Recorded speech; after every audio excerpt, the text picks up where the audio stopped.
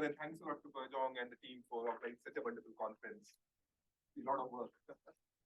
So let me start with the joint work with Jules, Svetlana, Mayur, who is a PhD student at LBS, and me.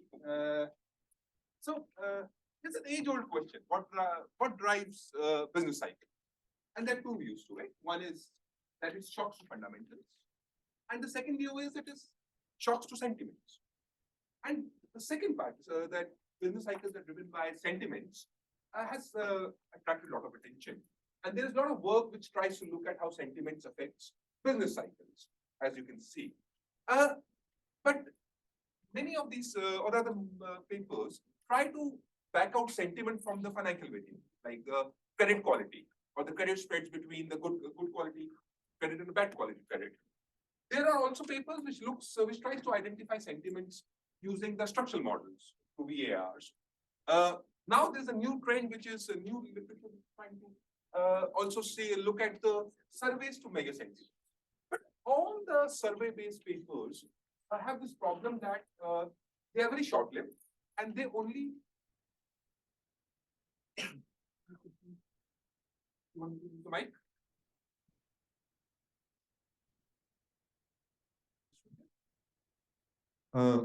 Okay. So all these survey-based measures have this problem that they are short-lived and they only target very few economic objects like Michigan survey. So can we measure sentiments through some other source? So for example, we know that newspapers goes long back in history, and to measure sentiment at a more granular level, there is possibility of using local newspapers, because local newspapers tends to come from different cities. They get published in Chicago, New York, Texas. So you can measure sentiments both in the longer sense and at a granular level by using local sentiments. Now this leads us to two main challenges. One is like these local newspapers have a lot of text. They cover topics related to from sports to economy to politics to weather. So first challenge is how do we synthesize this information from local newspapers? And the second challenge is even if you synthesize and if you capture the information related to economy, what does this information captures? There's a new trend, a new strand of literature which is trying to understand what is the content of economic news in newspapers. And this is exactly where we come in. We make progress on both these challenges, and we try to measure economic sentiments from these local newspapers. So the data that we use is one of the largest corpus of text data that has been used in economics and finance so far. We have around 193 million pages of newspapers, approximately 2 billion articles. Just to give you a context, this is almost 100 times bigger than entire English Wikipedia. That's how big it is. And we need this big corpus to implement the underlying methodology we use to measure sentiments. So our methodology is a state-of-the-art and versatile methodology, which comes from paper Singla and Mukhopadhyay, and is a PhD student worked in this paper as well. It's a word-to-vec-based methodology, and I'll talk about it later. So using this data and the methodology, we measure the local sentiment. We measure the economic sentiment both at the national level as well as the state level, what we call local level. Not just that we measure economic sentiment, we measure raw economic sentiment, we measure non-economic sentiment, and then we use these two to isolate the pure economic sentiment. And I'll also talk about it later. So once we have this measure, it takes care of the first challenge, how to synthesize and capture the information related to economics to measure sentiment. But again, we have the second challenge. What does this mean? Now, newspapers cover a lot of things. So one thing, they can be covering facts, or they can be talking about irrational exuberance. They might be overreacting to the news on one dimension. On second dimension, the newspapers might be covering news related to cash flows, or they might be covering news related to discount rate. So And the third dimension is they might be covering news of about what is going to have, what is happening right now, or what's gonna happen in future. So we have all these three dimensions, and using these three dimensions, we don't know what. Once we have the sentiment, what does the sentiment mean? What is it capturing? So to begin with, we define sentiment in a very broad sense. It is just, you can think about its positive, negativity of economic news coverage. Then once we have this sentiment measure, we will ask this question: how does it relate to various GDP and various components of GDP? And through this exercise, we will also try to answer this: what does it actually capture? So let me give you a preview of our findings. So what we find is that economic sentiments predict GDP. Not just that, it predicts GDP, it predicts GDP forecast by experts. It even predicts GDP after controlling for this expert forecast. It also predicts Fed fund rates, in other words, monetary policy.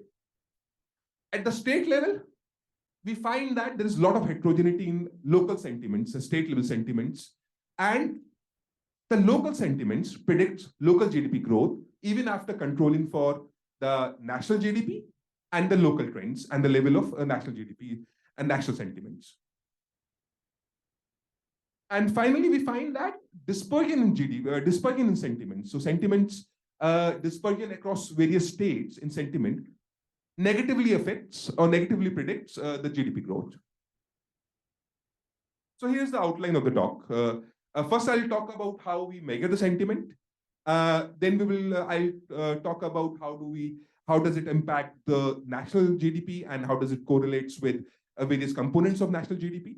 Then we will look at the state level GDP results. And finally, I'll also try and give you a flavor of what does this GDP, what does the sentiment is capturing. So let's start with how do we measure the sentiment. So as I said, our data set is local newspapers. It's 13,000 local newspapers, 2 billion newspaper articles. It's compared to around 800,000 in WSG corpus, which is usually used for in various finance and economics research. So our data set is huge. The newspaper coverage is across all states of US. Some has more, some has less, but still we cover almost entire US, all states.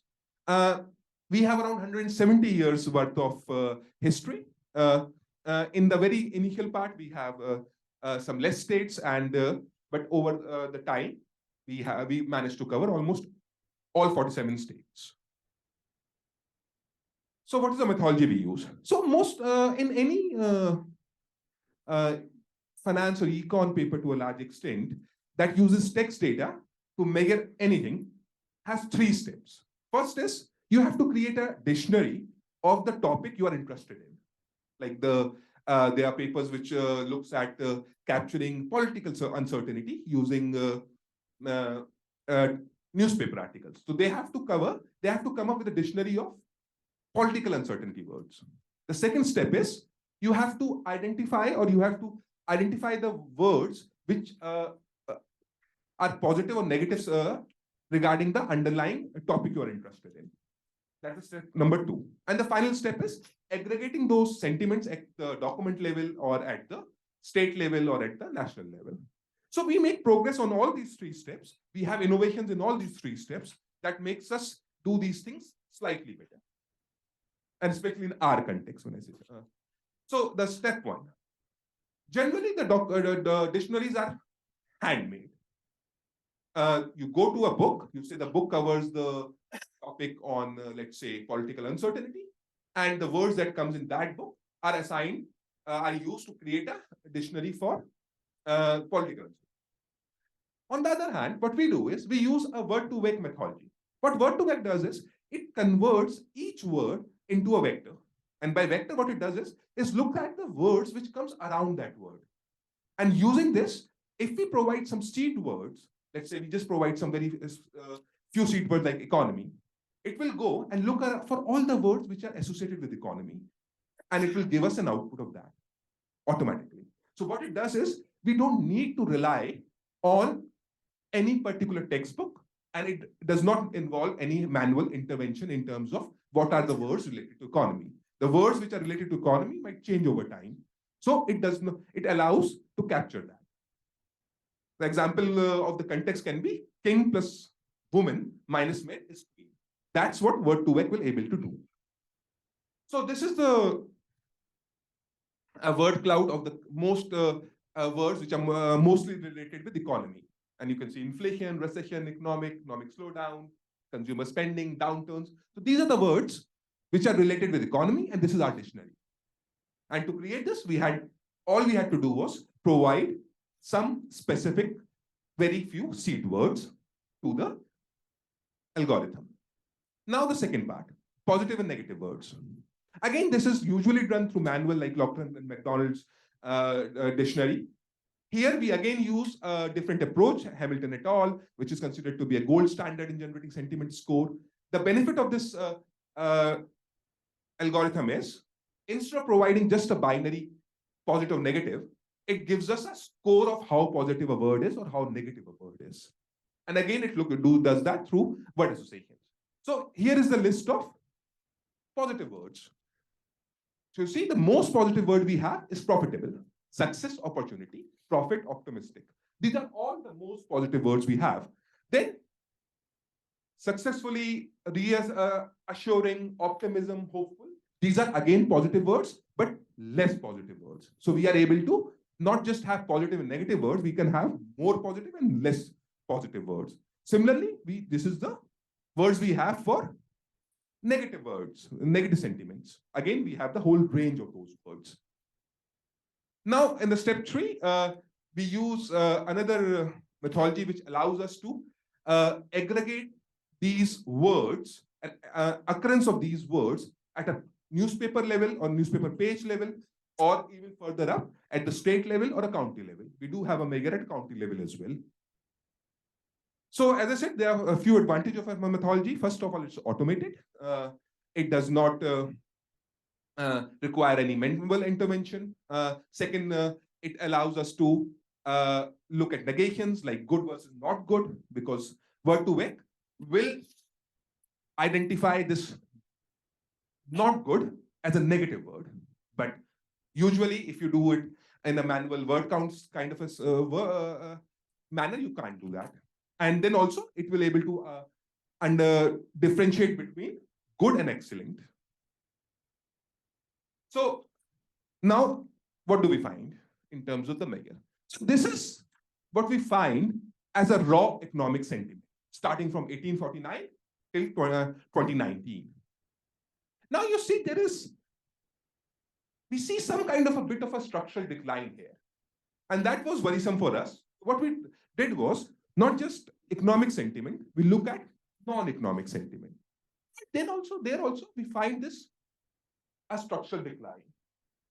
So somehow this is picking up more negativity in the newspaper coverage about economy as well as about non-economic topics. So to come up with our final measure, we residualize the raw economic sentiment from non-economic sentiment. And this is our final measure of economic sentiment at the national level. Just robustness, we also try using the raw economic sentiment, the non-residualized one, as everything is in first differences, that decline doesn't affect us. But we still use this one because it gives us a much clearer picture of what is happening. And now you will see, almost for all the major events or recessions that we have seen in the data from last 170 years, we see the sentiment peaking up right before the recession and then going down. Something that you will expect a sentiment should pick. You can see the same thing happening in .com. You can see the same happening at GFC. You can see the same happening in Great Depression. You can see similar things happening in oil crisis 1 and 2. So there is a peak, and then there is a sudden fall.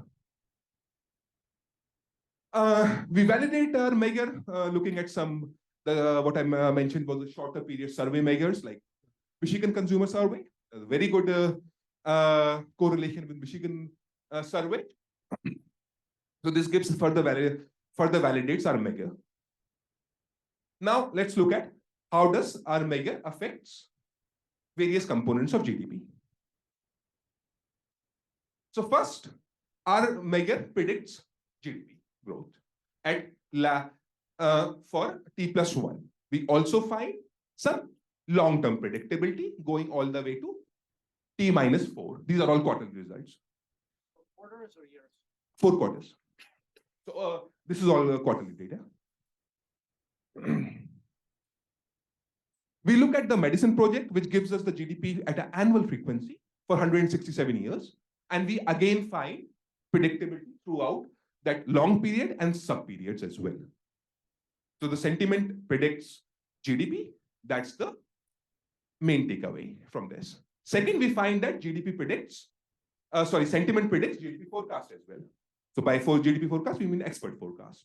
Not just that, it predicts GDP even after controlling for expert forecast. So our measure is able to has something which even the experts are not able to account for, because the logic is that experts are also taking the information which is out there in newspapers or media when they are when they are giving their prediction. So our measure is capturing something over and above that. Now, using the same methodology, same technology, we split the text related to current and future. And then we have, and what we find is our predictability is largely coming from, or is almost entirely coming from, the words or the text related to future events. Now let's go and look at what is the source of predictability that we have. Where is this predictability coming from? So most of the literature that looks at effect of sentiment on GDP or business cycle the results comes through investment as a channel. The idea is that sentiments leads to this animal instinct, leads to over investments or under investments, and then you have these business cycles because of that. They might be driven through asset prices, that in a high sentiment, the asset prices gets pushed up, which leads to more investments because discount rates are low, investments goes up, but it's over investment and it leads to business cycles. But what we find is, on the contrary, that our sentiment measure does not predict any changes in investments or industrial production. So it is not driving through investments.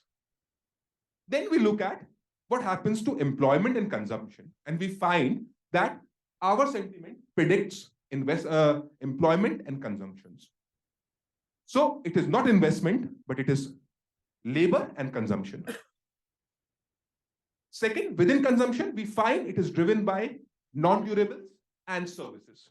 We don't find any durable consumption prediction. So both of these tells us that it is short-term effects. They are leading to short-term consumption and short-term increase in services and non-durables.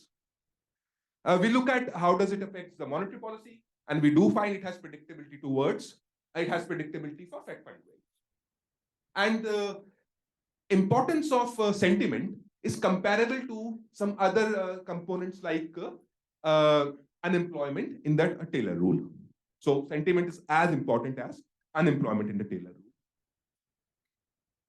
Let me skip this. So now let's move to the local sentiments. What we find is that there's a lot of variation in the local state level sentiments. We look at two main events, two main recessions, which we think are geographically concentrated. So what we find is in dot-com bubble, the sentiment went down much more in California. And on the other hand, in the financial crisis, it was more situated towards the East Coast. Then what we find is sentiment does affect local sentiment. State level sentiment affects state level GDP. Even after we control for past GDP of the state, the past GDP at the national level, and the natural sentiment. So local sentiment affects local GDP growth. And we find that differential dispersion in the GDP dispersion in sentiment leads to negative GDP growth. Now, what does sentiment covers? What does it capture? So as I said, we don't find any evidence on asset prices. So it's unlikely to be the discount rate. We find it is driven by future, and also we find it is driven by short-term increase in consumption. So this gives us an idea that possibly what we are picking up is a demand-driven component of GDP or business cycle, and it might be something like a self-fulfilling prophecy. The sentiment goes up, which leads people to buy more, which leads higher labor. So it's a short-term fluctuation leading to short-term change. So now let me conclude. So ours we use one of the largest corpus of text data to measure sentiment for the longest period possible. So far, we do it at the national and local level. We find that sentiment has a strong predictability both at the national level and at the state level. For GDP and business cycle, given our methodology is flexible, we are planning to extend it to measure and look at various other topics like housing, migration, employment, so forth. Thank you. So thank you so much for giving me the opportunity to discuss this paper. It's a super interesting paper. It gives you 200 years of economic sentiment, and it kind of gives you a perspective, as in past perspective, like how the Fed changed rate, how people were feeling before that rate change and things like that.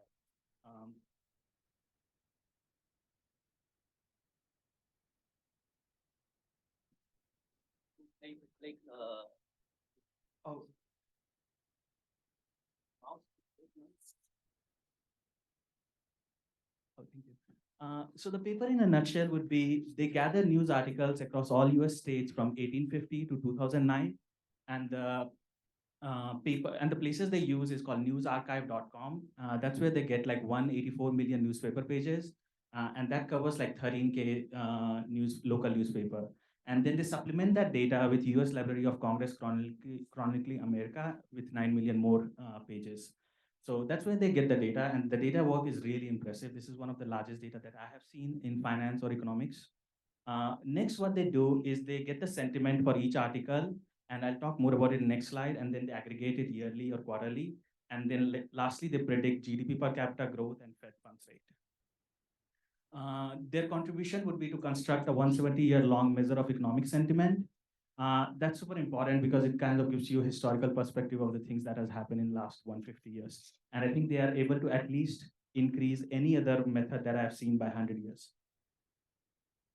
So how do they kind of calculate sentiment for each year? So first they start with a method called word to vec. And this is the same example that Varun was giving. Is basically what word to vec does is that it lets you put words at certain places in the matrix. So if you have a 3-dimensional vector, word to vec would let you see that there's a direction between woman and man. And then if you know that direction and you know where queen is situated, you could put that direction onto queen and you could figure out where the king would be. So it lets you predict where certain words would be. And that comes in handy because it kind of tells you which words are similar. So if I put a lot of words, let's say apple, banana, oranges, they would bunch up together. And if you are a machine learning data scientist, you could just look at a particular place and get all the words that are similar. So they do this with the economics word, and they got all these words like economic growth, inflation, recession. The next thing that they do is they use this method called SentProp. So SentProp lets you get positive and negative words on a particular domain. This is important because there are words like successful, failure, which is pretty obvious. But then you also have some murky words. For example, if you have words like this, so the red side is basically talking about women or Reddit of women, and the blue side are talking about, let's say, sports. So words like insane is kind of a good word if you think about in the sports kind of situation, but it could be a really bad thing for a woman. Similarly, soft could be considered good for a woman, but if somebody says that player is soft, that could be super bad for sports. So you need information on a particular domain, and they use this one to get what are some of the positive economics words and what are some of the negative economics. At the end, they create 1,000 econ words with the highest or lowest polarity. Lastly, what they do is they look at a cosine similarity. So what cosine similarity does is that it lets you see where certain articles would be. If an article uses a lot of good words, in economic good words, it would be positive. If they use negative word, it would be negative. And finally, they aggregate yearly. So the underlying assumption, which are pretty obvious, they assume that the word meanings have not changed historically. They also assume that whatever the newspaper is reporting is actually what the general sentiment is. And the lastly is that their controls are kind of good. So if they kind of control for lag variable and they control for term spread, the predictive power that they are getting is actually. So I'll just go ahead and talk about, key findings of the paper are they could predict GDP per capita. I think Varun talked about the components and stuff, so I'll leave that. And they also predict Fed funds rate. So before I make comment, I just want to let you know that the paper is super important. It's a super important topic and the data work is immense. And the conclusion that the paper does get is kind of conclusive. But I feel there are 3 points I could make, and I'll go through each one of them as I go ahead. So the first one is basically the method that they use.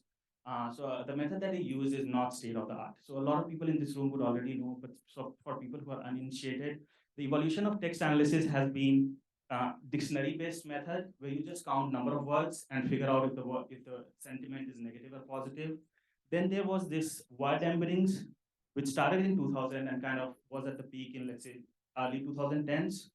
And that kind of lets you see those similarity I was talking about. And if you remember Varun's presentation, he was talking about it could differentiate between good versus excellent. So that was the second step. And then you had this transformer-based model, and you would have seen a lot of paper using BART to predict that.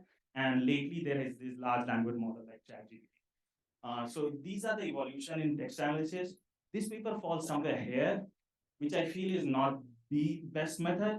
But when I say that, I do realize that I have a paper here until the time till the time we finished it, this not came in. So it's super hard to be there, but I think that could be used to validate the method at least. So word to vec, even though it's context dependent, it could be problematic. The way it could be problematic is that it has a static embedding for each word. So a word like bank would be same, like the embedding you would get, like in the room where you place bank would be same across time, across documents. But word meanings change. So for example, if you have this context, these two have a very different meaning of the word bank. So a newspaper saying there could be a bank run, another news article saying boys are running near the bank. That could be very different. So it depends on the context which word embedding could undo. And apart from that, there's also a time variation. So words like awful used to mean awesome, and words like nice used to mean ignorant. But over time, it has changed. So it seems like there would be just few words that would have done that. But there are actually papers who document